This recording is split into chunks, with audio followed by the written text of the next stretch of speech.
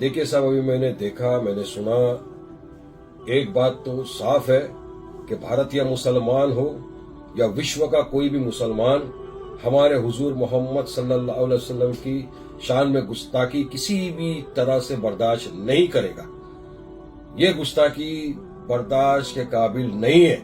आप हमारे prophet Muhammad peace be upon him के बारे में इस तरह के अल्फाज इस्तेमाल करने वाले होते कौन है आप?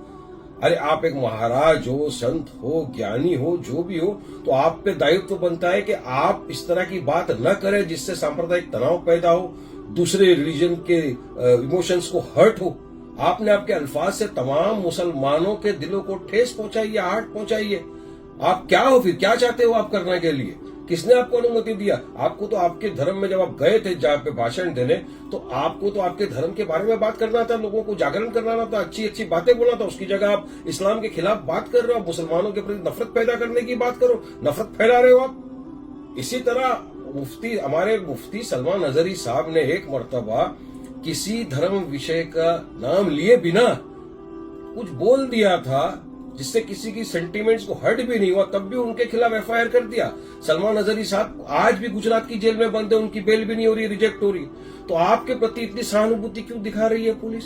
अभी हमारे जो महाराष्ट्र के एक्स एमपी है इम्तियाज भाई, उन्होंने उलेमाओं के साथ मिलकर वो औरंगाबाद में गए, कमिश्नर को मिले, आवेदन दिया है। उन्होंने वहां पे एक निवेदन पेश किया है कि आप इसके खिलाफ सख्त कार्रवाई करें। हम तो ये नहीं चाहते कि वायलेंस हो, मगर लोगों को रास्ते में प्रोटेस्ट करने का संवैधानिक अधिकार है, पीसफुल प्रोटेस्ट करने का संवैधानिक अधिकार है। और मैं तो अपनी जानिब से तमाम को गुजारिश करता हूं कि वायलेंस न करिए। वायलेंस इस चीज का हल नहीं है। आप पीसफुली प्रोटेस्ट करिए और कायदा कानून का पालन करिए, संविधान के दायरे में रहकर अपनी बात रखिए। और पुलिस प्रशासन से मेरा खास तौर से निवेदन है कि आप सख्त कार्रवाई करें। सिर्फ एक जगह एफआईआर कर दिया उससे कुछ नहीं होना है, उनको उठा के जेल में डालिए आप। लेकिन सरकार नहीं चाहती, सरकार चाहती है कि किसी भी तरह से हिंदू मुसलमान हो। सरकार पता है महाराष्ट्र के अंदर चुनाव आने वाले हैं, महाराष्ट्र के अंदर सरकार पूरी तरह से भाजपा की सरकार फेल हो चुकी है। अब उनके पास कोई मुद्दे बचे नहीं है। लोग बोलते हैं कि भाई हमको रोजगार कब मिलेगा? बेचारा युवा रोजगार के लिए तड़प रहा है, आप उसको रोजगार नहीं दे सकते। डेवलपमेंट के नाम के ऊपर आपके पास कोई चीज नहीं है।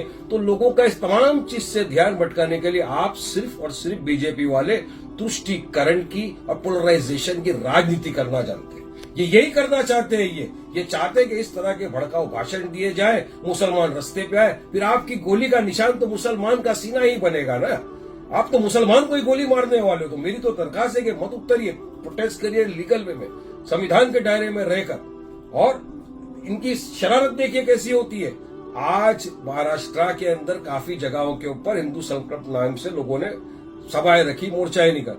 अब इनको पता है कि जुम्मा का दिन, नमाज के वक्त ही आप इजाजत दोगे। आप चाहते हो कि किसी न किसी तरह आग भड़के, लोगों के अंदर नफरत पैदा हो, अराजकता हो, और आप अपना काम कराते हो और अपनी सियासत को चमकाना है आपको। मगर देश की जनता समझ गई है भाजपा की अब ये पोलराइजेशन की, तुष्टीकरण की राजनीति नहीं चलेगी। लोग थक गए हैं आप लोगों की इस बात से। मेरा आखिरी में बस सिर्फ इतना बोलना है पुलिस प्रशासन से कि आप इस तरह का एफआईआर नहीं, हर जगह एफआईआर होना चाहिए उनके खिलाफ और उनको अंदर डालना चाहिए जेल में। तब एक मैसेज जाएगा कि जो भी इस तरह के भड़काऊ भाषण देगा, हिंदू मुसलमान कराने की बात करेगा या किसी के धर्म को ठेस पहुंचाने की बात करेगा, तो प्रशासन सख्त कार्रवाई करेगी, जैसा आपने सलमान अजहरी के खिलाफ बिना कुछ किए किया है। तो इनके खिलाफ उससे ज्यादा कड़क कार्रवाई होनी चाहिए। ये मेरी सरकार से निवेदन। सानी इंटरनेशनल हज उम्रा टूर्स एंड ट्रैवल्स। हज उम्रा जाने के ख्वाहिशमंद हजरात स्क्रीन पर दिए गए नंबर्स पर कॉल करें।